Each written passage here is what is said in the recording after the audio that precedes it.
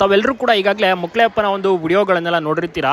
2 ಬಾರಿ ಮುಕ್ಳೆಪ್ಪ ಅವರು ಲೈವ್ ವಿಡಿಯೋವನ್ನು ಮಾಡಿ ತಮಗೆ ಕಿರಿಕಿರಿ ಕೊಡಬಾರದು, ನಾವು ಅನ್ಯೋನ್ಯವಾಗಿದ್ದೀವಿ, ಚೆನ್ನಾಗಿ ಜೀವನವನ್ನು ನಡೆಸ್ಕೊಂಡು ಹೋಗ್ತೀವಿ ಅನ್ನುವಂಥ ಒಂದು ಮಾತನ್ನು ಮುಕ್ಳೆಪ್ಪ ಮತ್ತು ಗಾಯತ್ರಿ ಅವರು ಲೈವ್ ಬಂದು ತಿಳಿಸ್ತಾರೆ. 2-3 ಸತಿ ಗಾಯತ್ರಿ ಅವರೇ ಕೇವಲ ಲೈವ್ನಲ್ಲಿ ಬಂದು ಮಾತನಾಡ್ತಾರೆ, ಸ್ಪಷ್ಟನೆಯನ್ನು ಕೊಡ್ತಾರೆ. ಆದರೆ ಮುಕ್ಳೆಪ್ಪಲ್ಲಿ ಅಂತ ತುಂಬ ಜನ ಕೂಡ ಕೇಳ್ತಾ ಇದ್ರು. ಬಟ್ ಇದೀಗ ಮುಕ್ಳೆಪ್ಪ ಅವರು ಕೂಡ ಸ್ವತಃ ಒಂದು ವಿಡಿಯೋವನ್ನು ಮಾಡುವ ಮೂಲಕ ವಿಡಿಯೋನ ರಿಲೀಸ್ ಮಾಡಿದ್ದಾರೆ. ನಾನು ಮತ್ತು ನನ್ನ ಹೆಂಡತಿ ಆರಾಮಾಗಿದ್ದೇವೆ, ಚೆನ್ನಾಗಿ ನಾವಿಬ್ಬರು ಬಾಳ್ವೆನ ಮಾಡ್ಕೊಂಡು ಹೋಗ್ತೀವಿ, ನಾವು ಯಾವುದೇ ರೀತಿ ಮತಾಂತರವನ್ನು ಮಾಡಿಲ್ಲ. ಆಕೆಯ ಧರ್ಮ ಅಂದರೆ ಗಾಯತ್ರಿ ಧರ್ಮಕ್ಕೆ ಇರುತ್ತೆ. ನಮ್ಮ ಧರ್ಮ, ನಾವು ನಮ್ಮ ಧರ್ಮವನ್ನು ಫಾಲೋ ಮಾಡ್ಕೊಂಡು ಹೋಗ್ತೀವಿ. ಆಕೆ ಹಣೆಗೆ ಕುಂಕುಮವನ್ನು ಸಹ ಇಡುತ್ತಾಳೆ. ನಾನು ಅದಕ್ಕೆ ಯಾವುದೂ ಕೂಡ ಬೇಡ ಅಂತಲೂ ಕೂಡ ಹೇಳಿಲ್ಲ.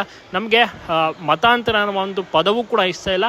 ನಾವು ಚೆನ್ನಾಗಿ ಅನ್ಯೋನ್ಯವಾಗಿ ಜೀವನವನ್ನು ನಡೆಸ್ಕೊಂಡು ಹೋಗ್ತೀವಿ, ನಮಗೆ ಕಿರಿಕಿರಿ ಮಾಡಿಬಿಡಿ, ನಮಗೆ ತೊಂದರೆಯನ್ನು ಕೊಡಬೇಡಿ ಎನ್ನುವಂಥ ಒಂದು ಮಾತನ್ನು ಮುಕ್ಳೆಪ್ಪ ಅವರು ಸ್ಪಷ್ಟನೆಯನ್ನು ನೀಡಿದ್ದಾರೆ. ಸೊ ನೀವು ಕೂಡ ಸಪೋರ್ಟ್ ಮಾಡ್ತೀರಾ ಮುಕ್ಳೆಪ್ಪನಿಗೆ? ನಿಮ್ಮ ಒಂದು ಅನಿಸಿಕೆ ಅಭಿಪ್ರಾಯವನ್ನು ತಪ್ಪದೆ ಕಮೆಂಟ್ ಮಾಡಿ.